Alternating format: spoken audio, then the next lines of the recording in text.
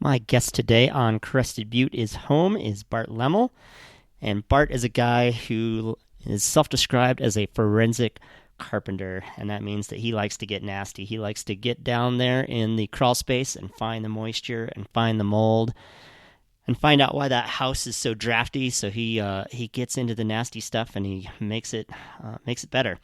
I thought this is a really interesting conversation. I haven't thought about some of the things that we talked about. You know, what does it mean if you take a mining cabin from the late 1800s in Crested Butte and put a lot of money into it? What does that do to the moisture and the temperature of that house? So I thought it was really interesting, and I hope you do too. As always, please follow the show on Apple Podcasts and leave a review if you can. And you can also always find me on Facebook at Crested Butte is Home, or Instagram at Crested Butte is Home, or my website, CrestedButteRealEstateAgent.com. Enjoy the show.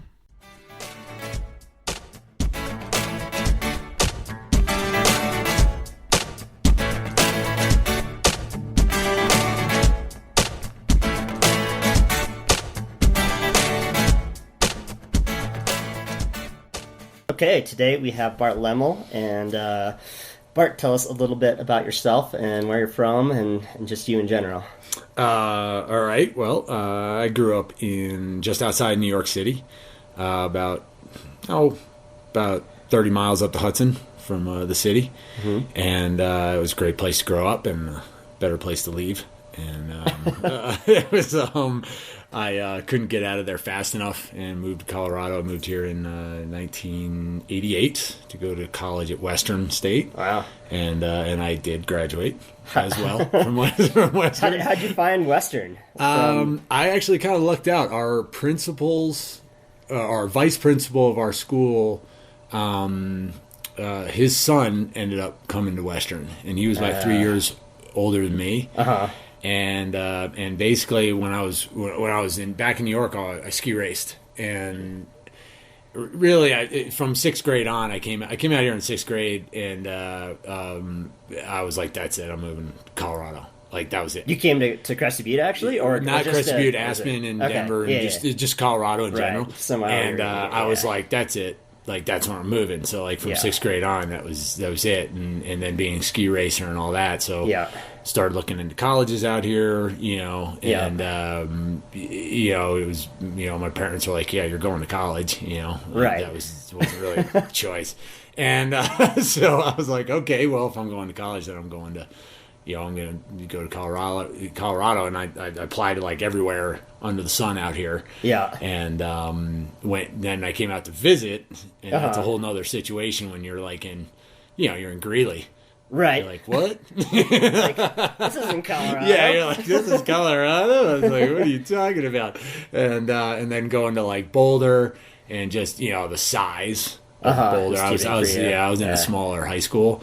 And so once literally we got out of the car in Gunnison, and it was our last visit, and both my dad and I were like, oh yeah. Yeah, this is what I'm looking for. Yeah, this is exactly what I was looking for. Nice. I hadn't even seen Crested Butte yet, nothing. Right. And I just knew the ski area was there. And so, it was like, it was a perfect fit. As far as the school went, and then pretty much been here ever since. I did a little 4-year stint down in Denver and Fort Collins after living here for about 10 years.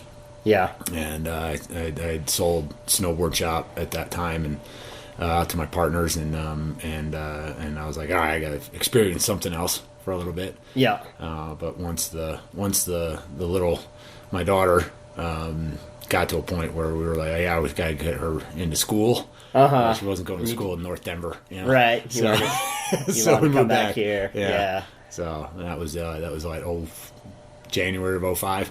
Yeah. Back here. So nice. Mm-hmm. So I know you've done a bunch of adventures. Let's talk about one real quick before we get to business. All right. Which one? What do you want to? Let's see. I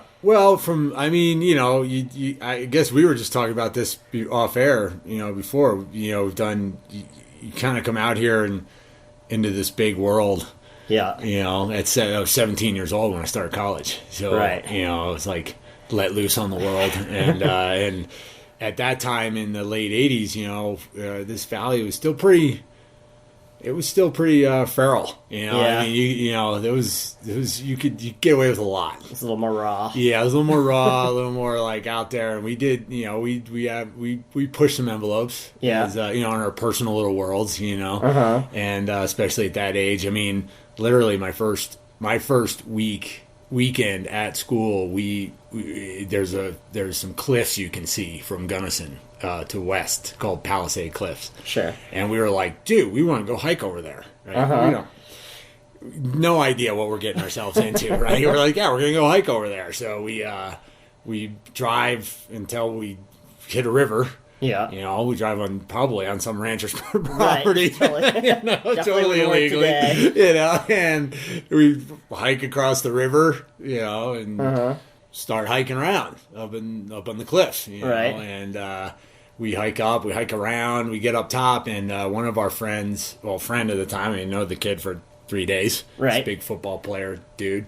He walks towards the edge of the cliffs ahead of us. Yeah. And he's like, I'm just going to go check it out. And we were like, all right, cool, man.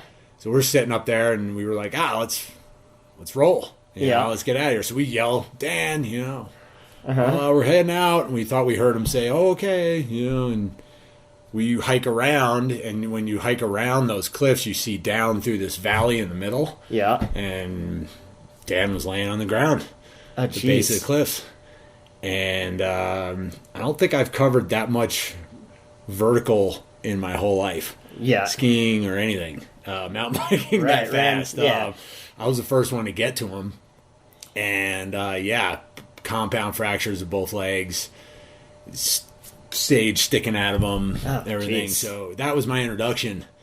But he lived. Okay. Yeah. But he fell off. He fell off he tried to climb the front. And the Palisades, if you know the cliffs, it's horrible rock. Otherwise, you're not climbing. Otherwise, everyone would be climbing. Everybody would be climbing. Exactly. It's basically like sand with a bunch of rocks stuck in it. And so he decided he wanted to climb down the face. Who knows? This is just the ignorance of who we were at the time, right? We're like, sweet, let's go.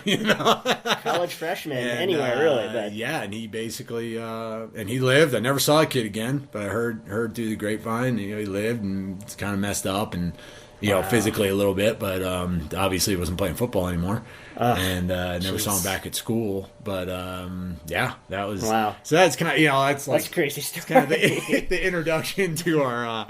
And then years later, right? I was a raft guide, and well, I shouldn't say years. A couple years later, I was a raft guide, and it was like, these things turn into, it was fun because we lived, right? And so you raft by there, and you got a story to tell. Right, yeah. Right? That's all about the stories we can tell. Yeah. It's life. It's a cautionary tale. Yeah. To some people who come out here and visit, a little bit. Like, hey, man, this is the wilderness. Yeah, not New York anymore, I guess. Yeah, exactly. Yeah, exactly. You're not in a little controlled environment, so that was kind of my introduction to out here. So, it was interesting. Right off the bat. Yeah. Crazy. All right, well, let's switch topics. So you call yourself a forensic carpenter. So what's a forensic carpenter? Well, this is a self-imposed title after a while because in my line of work, a lot of people, what we call ourselves is building scientists.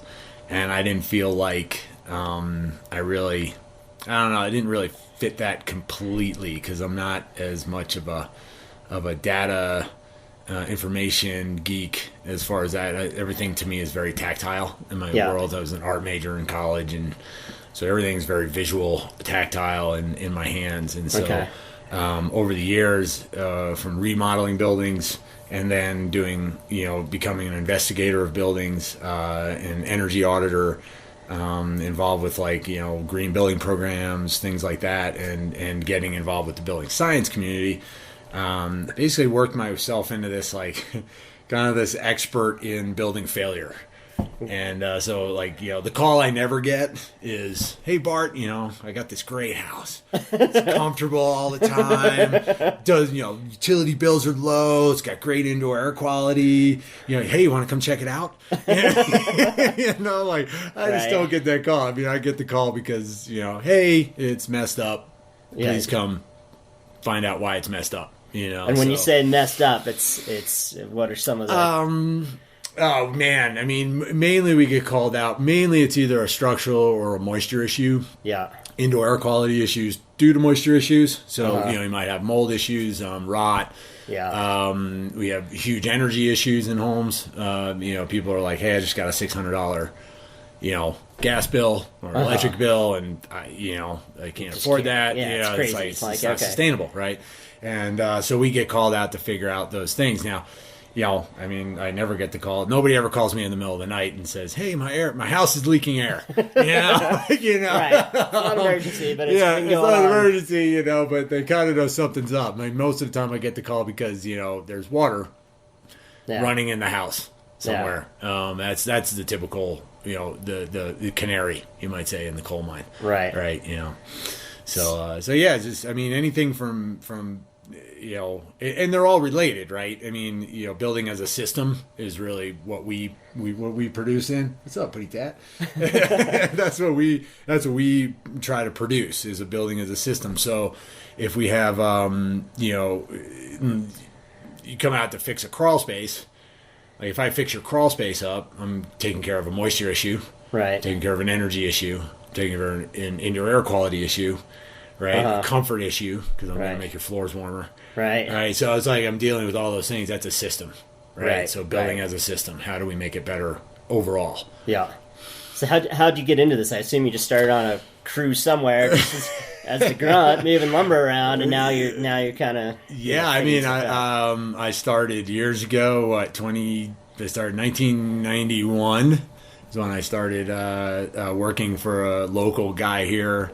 Installing carpet and linoleum. That's how I got going, right? Yeah.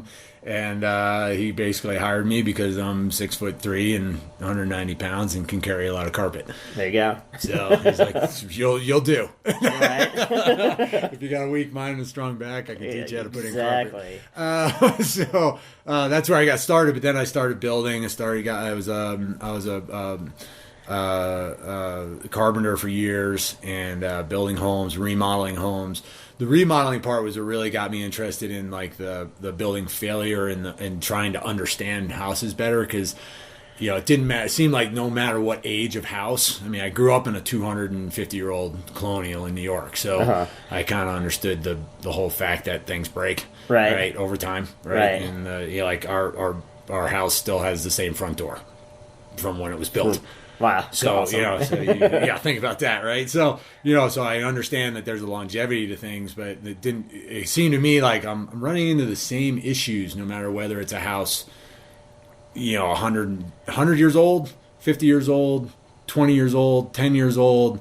Like these same issues keep coming up. And why, right? So I was a very big why person, and like I said, interested in investigating. So I was always pulling things apart and looking at it and being like, okay, so what is our process here, right? Right. And so then once you get trained, so I got trained to be an energy rater through the energy through the EPA and the home energy rater system. Okay. HERS scores.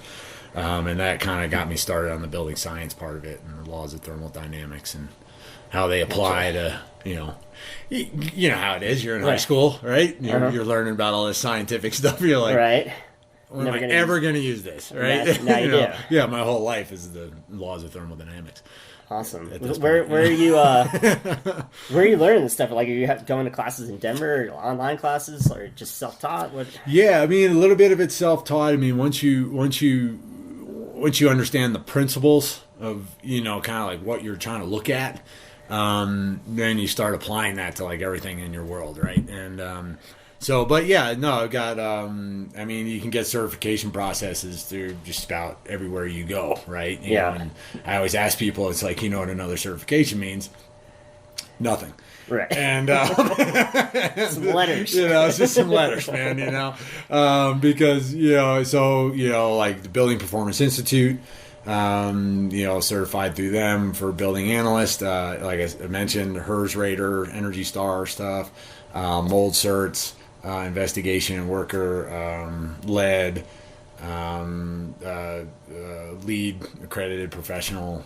So you kind of pick these things up as you go and kind of start applying them, and they all. But when it all, I mean, it's really kind of funny when it all comes back around to it. When I teach building science and investigation work, and pretty much my first slide usually is, heat goes from more to less.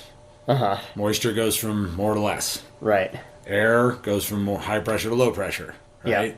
Yeah. And water runs downhill. If you know those 4 things, you can do what I do. You can figure something out. Yeah, you can look at it, and if you apply that to it, you can figure out the problem.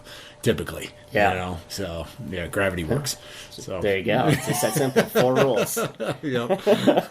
So, well, I guess let's just go into some horror stories then, and if you gotta protect the innocent, go ahead and do so. But so let's hear some rough ones. We've had some over the years. We had a mixed commercial use building that we were working on, and over the last couple of years, and it was kind of it was one of those ones where years ago I found out there was a moisture issue with it, and I was kind of wondering when the day would be that I got called in. Yeah, it was like just a matter of time maybe. And the guy who owns it is an old customer of mine, and he's the new owner, and he called me in. He's like, okay, we got this moisture issue, and like the first thing that happened was I walked in this building, and it's commercial on the first floor. There's 2 offices on the second floor, and then on the third floor there's an apartment. And you walk in, and it smelled like a dead pack of skunks. This is on the bottom floor? Yeah, so on the bottom floor there was a grow facility in the bottom floor. And so it wasn't so you take a building that's already got moisture issues.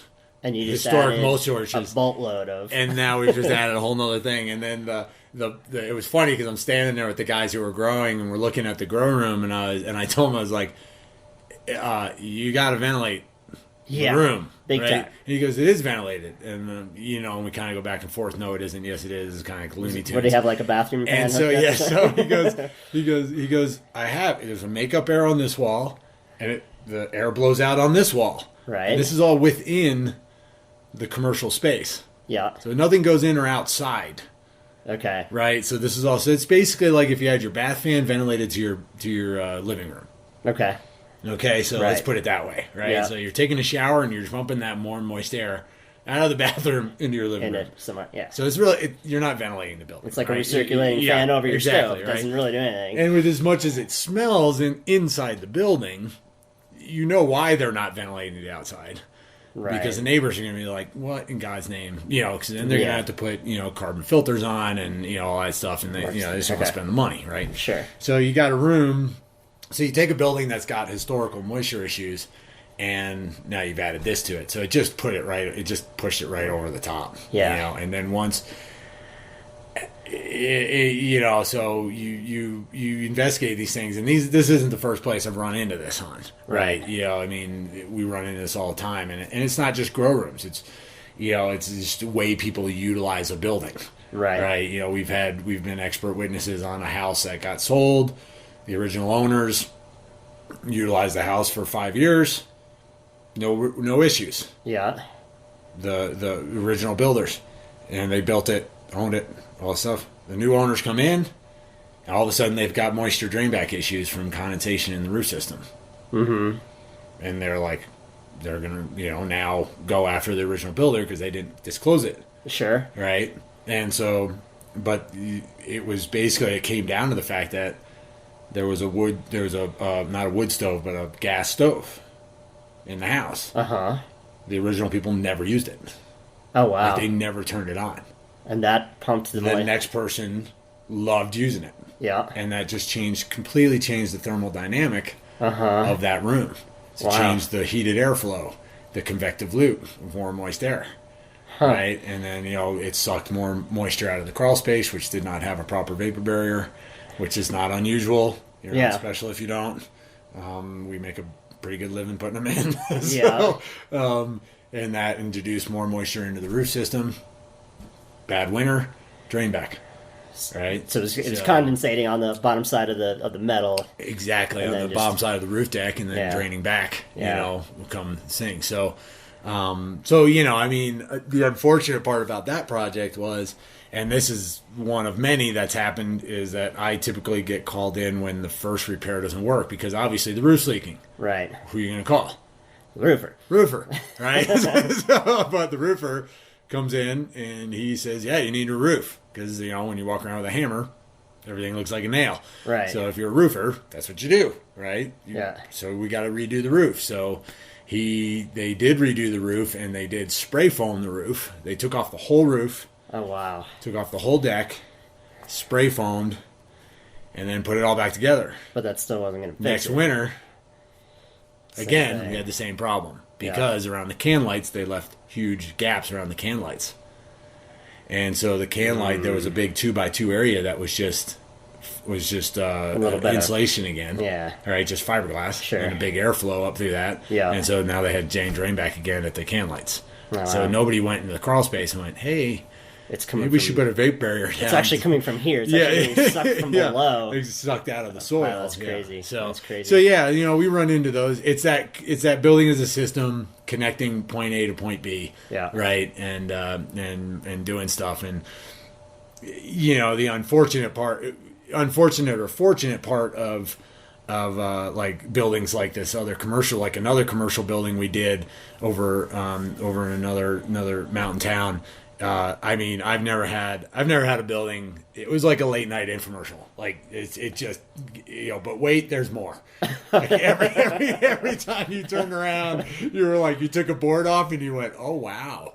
And you took another board off the building. Oh, geez. It was like it's even worse than the other one. Yeah, it was like, oh, well, we better check that area now. And then and it was, basically it came down to like an 8-year building that we were like, we need to strip the whole thing. Wow. And the owner's like, what? And I'm like, yeah. I was like, it's soaking wet. Right. What are you gonna do? Right. Yeah. We're talking a 3-story wall, wet, top to bottom. Wow. 100% moisture content in the whole wall. Yeah. And this is in August. Right. It should be dry as a bone. Right. Yeah. Okay. And so we're like, okay, what's going on now? I mean, there was some I have to give credit where credit's due. Method of the madness. They had not done the firewall properly. So I guess they just figured, hey, if it's wet, it can't burn. Okay. So that's one way to think about it. So yeah, we run into a lot of stuff like that, and I've learned over the years as a consultant, when you find something really cool, to not let the homeowner see you, fist pumping. Dance jig. This is the coolest ruined building I've ever seen. This is awesome. Yeah. All right, well, let's take a quick break.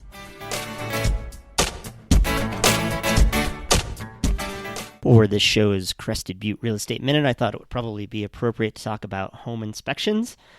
So when you're thinking about selling your home, one thing that you can do is go ahead and get an inspection before you even list the property, and that way any problems will show up, hopefully, and you can take care of it before it becomes just a giant headache in the middle of a contract.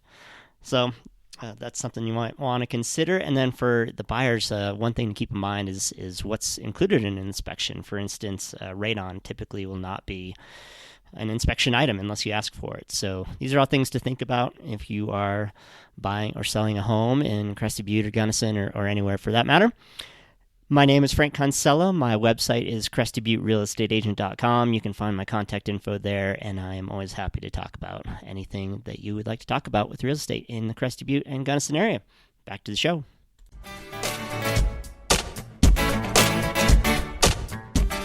I gotta guess that Crested Butte's got to be one of the hardest places to build properly. I mean, it is dry and hot in the summer, and yet you got snow sitting on the bottom for 5 months a year. And yes, talk about Crested Butte versus other places and what you got to think about when you're building here. Oh yeah, no, I mean it's funny to go out into the world and see, and especially talk and and do teachings in other places, and like, this is such a brutal climate. Yeah. It's so brutal. Like, and it's funny, it's funny too, because it's like, I mean, one of my things is I go around and we consult on new builds to make sure people do things right. Right. I come from a failure background. So right. I've done all the bad details. Yeah. Like, I honestly have I have framed a house, put in windows with no flashing, sided it. Right. No drainage plane, no nothing. And this is before I knew anything. I was just working on a crew, right? Better. I have no idea, right? I was like 27 years old, 28 years old on a crew. Just happened to move to Fort Collins, hopped on this crew. So that's how they're banging them out in Fort Collins. So that's what I was doing. I was like, there's something not right about this. Right. But I don't know. It's the first time I ever framed houses. So I was like, I don't know, Yeah. So, you come from that background where you're like, I mean, I come from, also I worked in Superior for Richmond American Homes, a big home builder. Yeah. And at the time we put up 134 houses on our side of the subdivision in 1 year. Yeah. Okay, so in 9 months I learned how to screw shit up at an alarming rate. I bet. And I was an assistant superintendent. So I'm 28 years old. Yeah. And then they wanted to put me in charge. And I'm like, are you kidding me? I don't know what's wrong, but this is wrong. And this is probably like early 2000s, and it's this like is everybody's... 99, yeah. Okay, 99, so 2000, people right? are building stuff. Oh, yeah, tech boom. Yeah. It's off the hook, right? Yeah. We're up right outside of Boulder, right? So, I mean, we're, to the point where, we own Superior. Right. Yeah. So we'd call and be like, hey, I need a CO. Building department would be like, well, did you get an inspection? Nah, really, I need a CO. Yeah. I got to close the house. And they're like, okay, well, make sure you get an inspection. Right. So I've been down the road, I've made the mistakes. Yeah. Right. And trust me, there's a lot of buildings I'd like to go back to, a lot of knock on their door and just be like, sorry. My bad. Know. Yeah, didn't know. Have you discovered that yet? Yeah, exactly. If you had an issue with, whatever. So when I moved back up here, and I started building up here and stuff, I went through an adjustment period where, I would build something, especially up here on the mountain. Yeah. Like, you'd build a deck with a railing, and you'd be like, dude, that is bomber. You'd come back the next year, and it's like the whole railing's gone. Right. And roof slid and just destroyed. Yeah. You're thinking you're just killing it, Right. And it's a brutal climate here. It really is. It's extra special, Yeah. And people, and the biggest thing is that, everybody's got a false sense of security on the moisture issues. Like, oh, we don't have mold issues here. We don't have moisture issues. It's usually 20% humidity, right? Right. Yeah. But like I said, right, you've got, more to less, right? Right. So you take a building and you put 70-degree air in it, right, with 30 to 40% relative humidity, and outside is -20. Right. With, no moisture in it, right? Dry air. So you have warm, moist air and cold, dry air. That's a huge delta T. Right. Over that boundary. So basically you have warm, moist air driving to the outside, and what's it going to do? It's going to condensate on the outside cold surface. Yeah. Right? That's what's going to happen, right? Add in a wet crawl space. Add in unvented attic. Or unvented, cathedral ceiling, or, so then you start, tongue and groove ceiling, right? How many more holes could you put in a ceiling than tongue and groove, right? Wood boards. Right. So just think of any time you put two pieces of wood or two pieces of material where they butt together, there's a chance for an air leak. Oh, yeah. So tongue and groove ceiling, right? Or let's even go better. Barnwood ceiling. So you don't even have a tongue and groove, right? Okay, so with wormholes and all the cool and all fun stuff, and then no air barrier behind it, right? Well, I put up the plastic, is what most people say, right? It's like, well, okay, plastic is a vapor barrier, right? It is not an air barrier. Did you seal every seam, and did you seal it at the edges? Now we stapled it up a little bit, and some of it fell off in the process, but we figured it was okay, right? Not a big deal. So So yeah, it's like, so building here, the problem is we have such extreme, like you were saying, like summer, and wood is amazing, right? It's like you can get wood, if you let it have a drying cycle, you can get it wet and let it dry out, and let it dry out. It will expand and go back to exactly where it was. Yeah. It's an amazing thing, but you gotta let it dry out. Uh-huh. And here we do have big drying potentials during the summer, right? So we have that. But sometimes we build in a way where it's all of a sudden not able to be dry, right? You put something in the way, right? On the outside, you might put an insulation on the outside that has a plastic sheathing on it.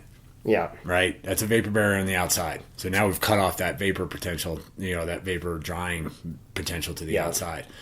So if you get water in that wall, now it doesn't have anywhere to go, right? It can dry on the inside, maybe. Who knows? A little bit. Maybe a little bit. Who knows, right? Depending on the situation. So yeah, building around here, building up at this altitude and all that stuff. And one thing that in the thing I've been wrong about, I've failed more on and then over the years, is if I see something and I see it's wrong, and in my brain I'll go, in so many years I'll be working on that. I'll be fixing that. And pretty much every time I'm about halfway, I'm double. So if I say, it'll be 10 years, it's 5. Really? Yeah, it tells you too sweet, really, how quickly. And we're building more and more. The problem is that you add that together with the fact that we're building more and more moisture sensitive. Because we're using, and I have no problem with these materials, but we're using OSB, orientated strand board. Was wood. Okay, at one time it was wood. It was wood. All right, it is not wood anymore. It's chips of stuff that have been compressed, that have been. You have glues and you have all this stuff, and it's compressed and it's heated and it's cooked to make it. So you've done half the work for the mold, right? And it doesn't allow moisture to go through it as easily as plywood. Right? And it doesn't disperse moisture, right? Because at least with plywood, you have sheets of continuous fiber, right? So if that gets wet, it can wick, right? And it can spread out, and if it spreads out, it can dry, right? With orientated strand board, you don't have that continuation of fiber. It's just stuck in a so chip it's stuck, of wood. right? It's a sponge, right? It's mold candy, really, is what it is. So like you're building out of those types of things. You're building out of other engineered materials, glue lambs, TJIs, rim joist material that's basically thick OSB. So we're building more and more and more out of engineered material, which has been cooked and processed and all that stuff. So it's just easier. It's just more moisture sensitive. I have no problem with these products. Like, I really don't. They're great. Straight and strong. And straight, strong. You can build them out of small trees, so we can regenerate those trees quicker and build them out of small trees, right? You need a big freaking tree to make plywood. Yeah. Like, to make those, to make the, to strip that down. Yeah. So, like, when you look at that process, it's awesome, but it is what it is. Right. You have to understand the product, and between code, the reality of it is between code, the manufacturers, and just the speed at which we're producing things, it's not easy to be a carpenter anymore. Like there's almost no such thing as like, I'm just a carpenter. Or I'm just an electrician, or I'm just a tinner, or I'm just an insulator, or it's too complicated, man. I mean, the options you have, the amount of options you have to put together a building, and like sticky shit A works great with, substrate B, and substrate B works great with substrate, or C works great with substrate B, but sticky shit A don't stick to substrate C. Right. And so you need to know like all these ASTM ratings and whether they work together. I mean, it goes on and on. And there's not a lot of training in it either. It's like you just, it's almost always, you just move the squid over there, grunt, and then next thing you know, you're in charge, build the wall. Exactly. Well, and I tell the manufacturers all the time when I talk to them, I go, listen, man, you can ship the product a hell of a lot faster than you can ship the knowledge on how to use it. Because if they're already using product A not properly, let's say they're not using Tyvek properly, right, and they're not flashing that properly to their penetrations, right? windows. All right, a window is a hole in an otherwise good wall system. Yeah. Okay, so we call them water injection systems. That's what we call a window. And so if you take that product, they're not using that right. Okay, now let's give them zip board, zip panel, which has the Tyvek integrated into the actual plywood or the OSB, right? If they're not already using the one product right, what makes you think they're going to use this product right? Right. And what is the level of elevated failure if this other product fails comparatively to the Tyvek? Right? I don't know.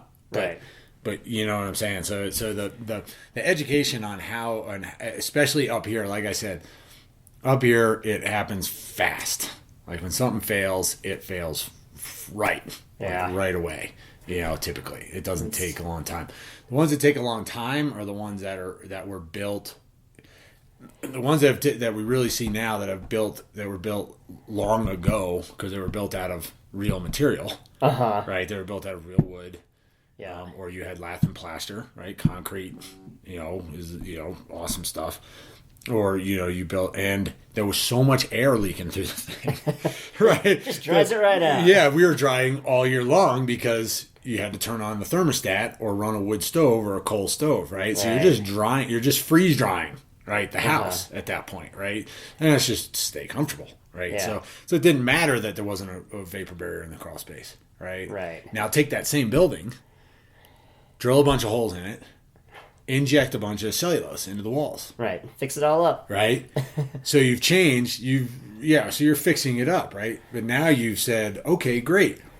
We're going to have the same building that gets wet at the same rate from whether interior sources or exterior sources. And we're going to not do what? We're not going to turn on the energy. Right. Right? So we're not going to run the wood stove. We're not going to turn on the furnace. It's a nice tight house. Right? It's a nice tight house. Now we're going to take that, that historical house and rot it to the ground in a matter of years. Wow. Right? Because you never would have thought that. You were just happy that you've got a beautiful house now. Yeah, right? We're upgrading the house. Either. So when it comes down to the hysterical societies, I get some of the stuff they get concerned about. Some of it I don't. Yeah. Some they miss the boat on some stuff. They do really great on other stuff. But when it comes down to the building sites, now the historical society they're coming around. Like they really are. They're really getting the whole need to integrate and save their buildings in a certain way. Yeah. And that that's the way it goes. But yeah, man, I drive around here all the time just taking pictures of job security. So it's fun. I've literally taken a picture of a detail. I've been like, oh, that's messed up. Taking a picture of it, and like 6 years later, been called to the house, and open up my phone and been like, or open up my files, and they're like, yep, there it is, and they're like, they look at you like that's creepy. Like you need to go now. I didn't want to know that really. Yeah, I didn't know. I was like, there's your problem right there. Let's start wrapping it up a little bit. So you do all this remodeling. It's hard, nasty work getting in these crawl spaces and doing all this stuff. Why not just start from scratch and build something right and call it a day? I'd love to. To tell you the truth, I made a decision a long time ago though that. I would only build if people really wanted to drink my Kool-Aid.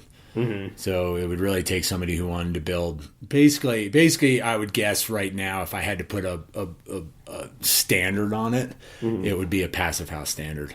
The German. Well, it's the American version of the passive house, German passive house system, which I think is the American version is much better because we're American. But so that's that, and I really haven't. I've entertained the thought of building for certain people, but when we really get into the weeds, and I have no problem. I love design, and unfortunately, I'm not a rustic person. I love my modern boxes, and around here, not many people want that. So that's changing. It's changing. It's coming around. It's changing. Yeah, it is coming around. Crested Butte is home for you. Why do you choose to make Crested Butte your home? Oh man, well, Crested Butte, I will admit, people always say you get used to having 8 months of winter, and I was like, no, you get over it. And my daughter will graduate in 2 years, and I will be moving on. You will. Yep. And I've loved this place. At that point in time, I've been here and involved in the community for 32 years. Yeah. In this valley, and it will be time to go experience something else for a while. You know, it's always here. I can always come back. Yeah. And maybe I will. Maybe I'll go out in the world and be like, "This is a crazy ass place."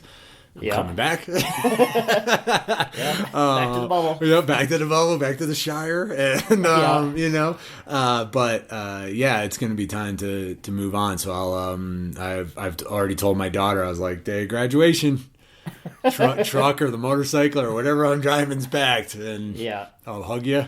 And I'm out. Hope you got a place for your stuff. Yeah, I hope you got a place for your stuff to go, and you can have anything of mine, because if it ain't fitting in the truck, it ain't coming with me. There you go. But I love this place. I really do. There's certain things about it that are just absolutely phenomenal. You know, as far as a place to raise a kid. You can't beat it, and the friends I have here, and you know, I mean, it's really funny to just the other day, like somebody said, "Remember 20 years ago?" and blah blah, and I looked at him, I waved my hand, I go, "Dude, that was 30 years ago." Oh, yeah, totally. Like we got to start talking in the 30s now, and they're like, they got to stop, and they were like, "Wow, all right, yeah, you're right, man. That was like 1990." You know, like, we're coming up on the 30 years, man. And, you know, so it's been, I love it. I think this is an amazing place. It's changed. It's definitely changed a lot. And, but at the same time, when I go to like Aspen, or I go to, you know, Vale area, or, you know, something like that, I come back and I go, this ain't so bad. This is pretty good. It's pretty damn good. Yeah, totally. So someone's been listening and they're like, "Oh man, I got moisture in my house." Where can they find out more about you? And well, we have B2 Building Science is the company name. You can get us on we're a website, b2buildingscience.com. I have a Instagram feed, which is called Bull Diggy. When I signed up for it was basically just to follow my daughter, and I didn't realize that I'd get into it. Cool. So I have my own Bart Laemmel at Facebook. So that there, and we do a bunch of forensic carpentry posts. Yep, they're fun. And that's Laemmel, correct? Yep, Laemmel, and Bull Diggy, so BULLDIGGY. Cool. On the Instagram. And you know, we're starting to get into it, and I also do I just started a blog. Nice. I've had a book in mind for years and years and years, and I realized that due to my 30 plus odd years in the service industry, I don't do anything or have any motivation to get anything done unless somebody is forcing me to do it. Yeah. So I decided I'd start a blog, and then if people signed up for the blog, I would write it. And it's not a polished book on the blog. It's just basically I'm using it to get the damn thing out of my head. And what's the URL? It's called crookedarrow28.com. There's probably a story there, but we're running out of time. Yep. There's a lot of stories there. So one last question. Who else should I interview?